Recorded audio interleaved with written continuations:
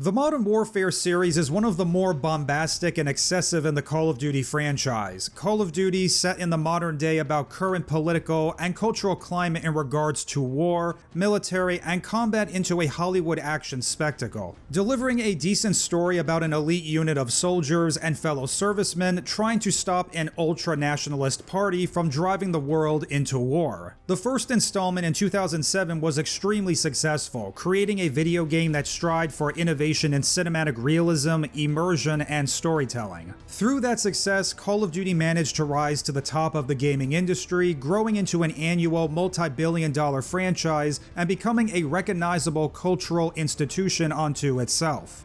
2009's Modern Warfare 2 was a dumb, broken sequel that took everything about its predecessor and made it bigger and grander, while coming at the expense of writing quality that surprisingly managed to be a fun, solid game on its own terms. While the direct sequel Modern Warfare 3 in 2011 was a mediocre Call of Duty with things that worked and things that didn't, telling a flawed but satisfying end to a coherent storyline that mostly came across to fans as an inferior imitation of Modern Warfare 2 rather than a genuine progression. When Activision announced in 2018 that they were going to reboot the Modern Warfare series, I wasn't quite sure what to think. That Call of Duty or the developers Infinity Ward have lost confidence in their own creativity and now having tendencies to look back instead of going forward, inventing new worlds, characters, and new directions. And when you think more about the actual plot when it comes to reboots, like the majority of entertainment media today, which are overwhelmingly remakes, reboots, or reimaginings, it's all stuff that's already been done before and done better, creating bland, cheap, pointless products with no original creative thinking or artistic integrity. As for the second chapter and 2 games into this reboot or reimagining of the Modern Warfare series is okay. Characters are notable this time with good cinematic experiences, however it's stale and predictable and creates some new problems all on their own. So without further ado, let's dive into this new universe of Modern Warfare Call of Duty. Kate!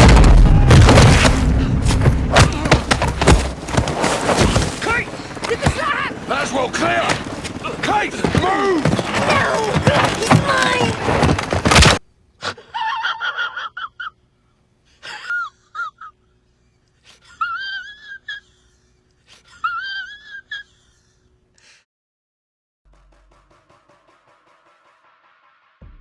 So Call of Duty Modern Warfare 2, not to be confused with Call of Duty Modern Warfare 2, the sequel to 2019's Modern Warfare, takes place 4 years later after the last Modern Warfare. You play as the counter-terrorism unit called Task Force 141, under the command of General Shepard of the US Army, who've been conducting surgical strikes against Russian-backed Iranian forces. When a commander of an Iranian Quds force is assassinated by an American ballistic missile during an arms deal in Western Asia, the second-in-command named Major Hassan Zyani assumes the mantle of leadership and becomes involved in funding terrorist activity to carry out a revenge plot against the United States. This draws the attention of Chief Kate Laswell of the CIA, including General Shepard, so they deploy an operation to take him dead or alive in the fictional land of Al-Mazrah. Unfortunately, Hassan has fled the area to Mexico, and they discover that he is in possession of 3 American missiles. Laswell contacts Mexican Special Forces led by a man named Colonel Alejandro Vargas, and learn Hassan has been paying a drug cartel in Mexico to smuggle the missiles out of the Middle East to be used in attacks on America. So Task Force 141, along with the help of a private military corporation called Shadow Company, are activated to find the missiles and stop Hassan. But while this is going on, Laswell learns more about the background of the missiles and digs out Shepard has been doing nefarious things. With an attack on the US imminent and various factions come into conflict with one another, will they put aside their differences and work together to defeat their true enemies?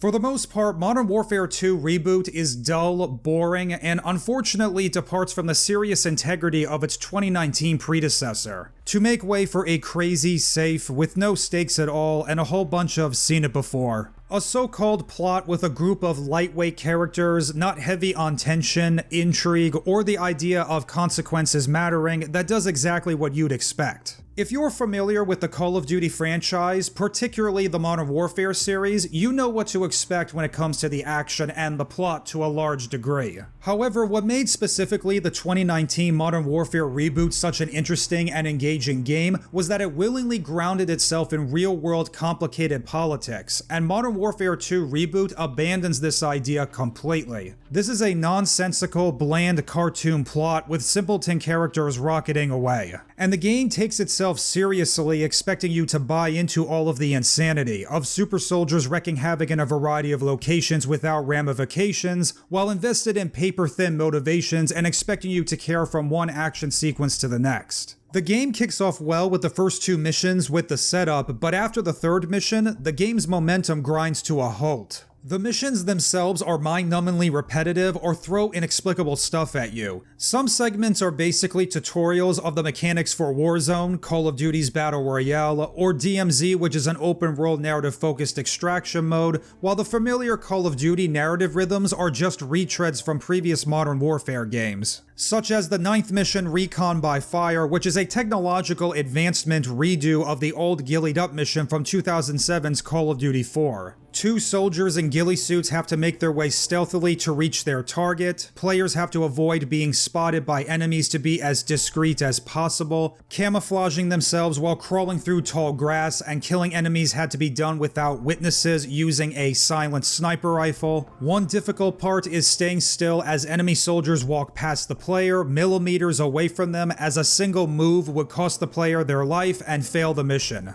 Or the 12th mission, Dark Water, which is a combination of the Only Easy Day Was Yesterday level from the original Modern Warfare 2 and Crew Expendable from Call of Duty 4. Nearly all the missions and moments of the game are obvious parallels from previous Modern Warfare titles, including the Breach and Clear formula from Modern Warfare 2019.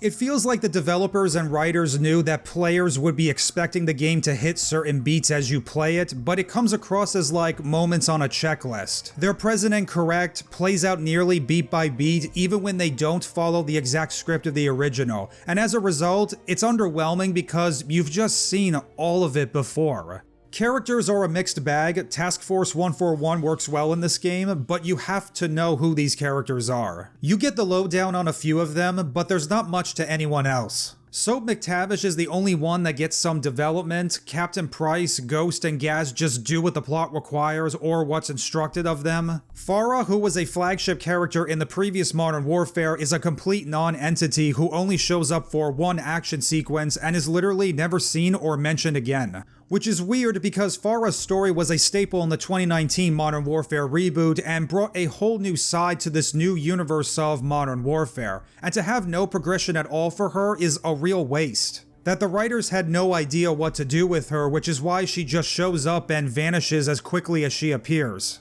Newcomer Alejandro Vargas is the most interesting character in this game, an energetic, charismatic leader and a man of the law. Born and raised in Mexico and the head of Mexican Special Forces, he's inflexible, strong, with a lot of principles, who survived a crazy number of complicated situations, fighting against the cartels, dealing with the corruption of the Mexican army itself, and keeping his family safe. As for the rest, they're useless side characters that don't do things like create tension or alter the mood in any way. CIA Kate Laswell in particular is just a distraction with no personality at all. She served the story fine in the last game and has a close professional relationship with Captain Price that could have been developed more, but she's completely forgettable, whose only purpose is to provide info dumps and explain the plot. Speaking of forgettable, the antagonists in this game are some of the most forgettable in the history of Call of Duty.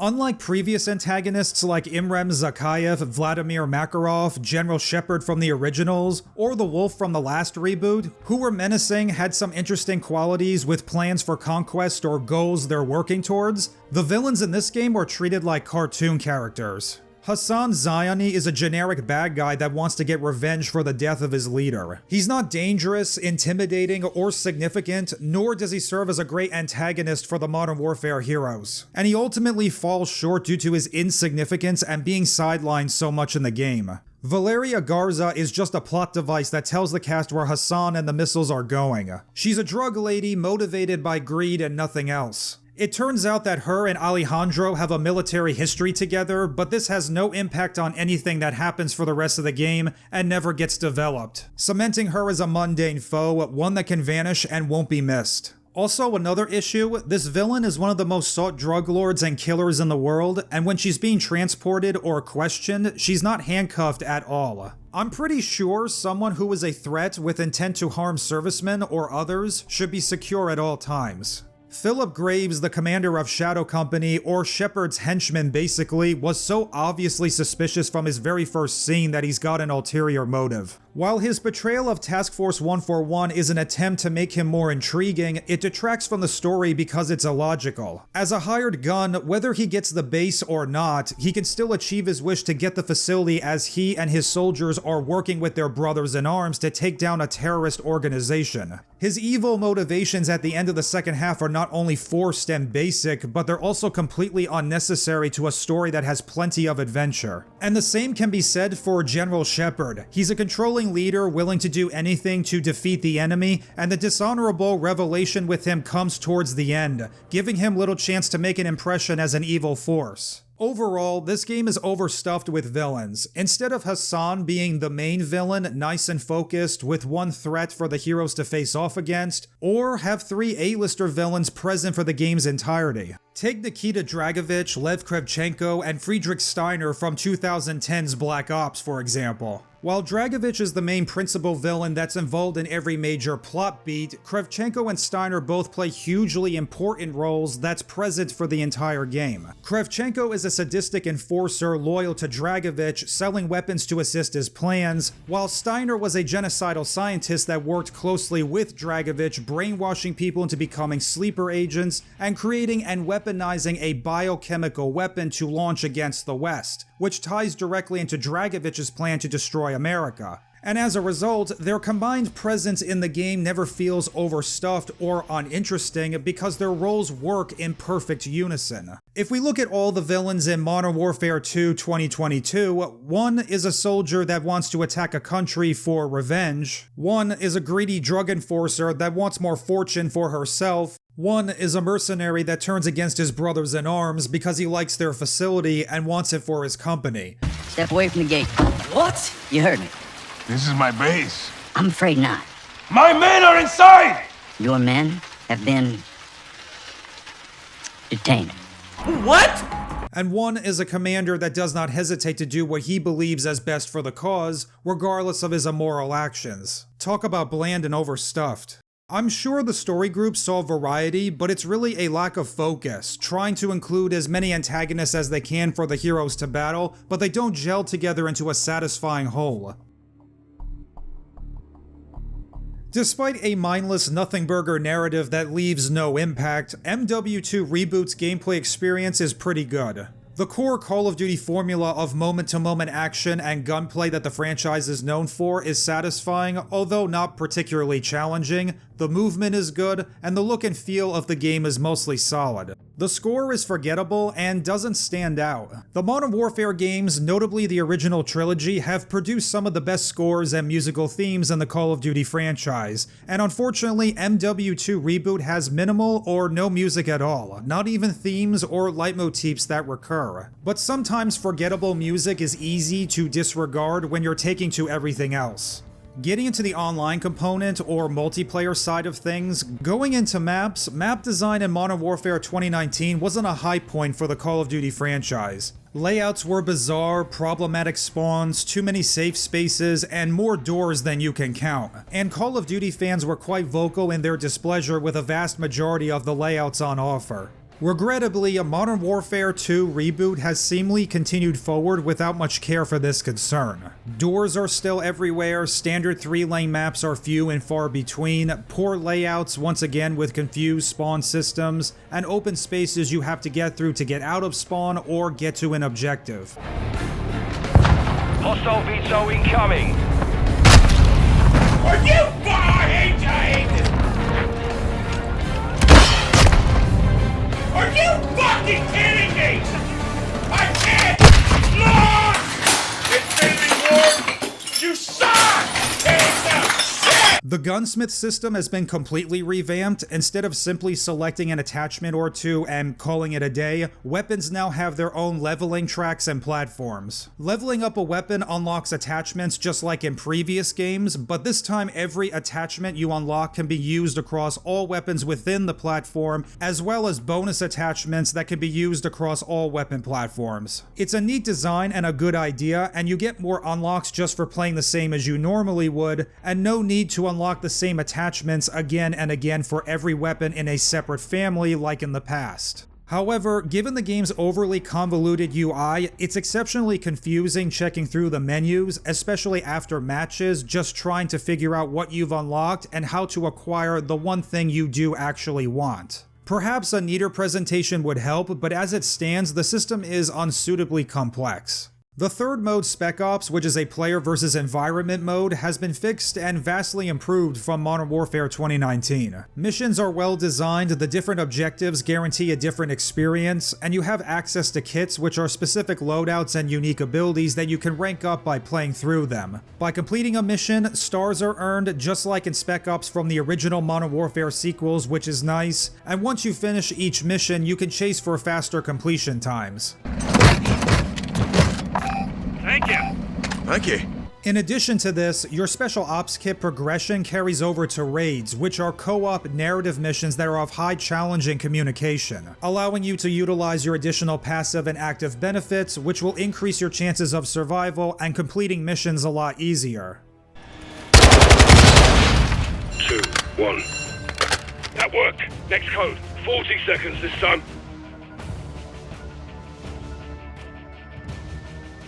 Modern Warfare 2 2022 is a middle-of-the-road Call of Duty. The story is completely lackluster, uninvolving, and unsatisfying, with everything having this been there, done that. It feels like the game is building up to something good, but it never gets there. But as a straight-up first-person shooter action game, it does what it sets out to do fairly well. Personally, I wish this game changed up everything, especially with all the characters and different factions of the Modern Warfare series. This whole thing is packaged with ideas and imagery from the entire Modern Warfare franchise, but repackaged as if it's original. What was enticing about the 2019 game, the first chapter, was how grounded everyone and everything was. These are not the action hero gods we all know the characters are. This isn't a silly, bombastic action spectacle. This is a universe that's grittier, characters are forced to make impossible decisions, and good people don't always survive. It was a game that took it all the way back to the beginning while making something that feels like the original, but different. What the hell are we doing here? We're cleaning up a mess. With women and children. They were leveraged. They were hostages. When you take the gloves off, you get blood on your hands, Kyle. That's how it works. But instead, we get an oversimplified, very safe, written for fan service game that teases so much nostalgia and frankly adds nothing, which is a shame. A reboot should do something different, instead of the same thing, a different sequel. If you were to ask my ranking of the Modern Warfare series, well, I would put it as such.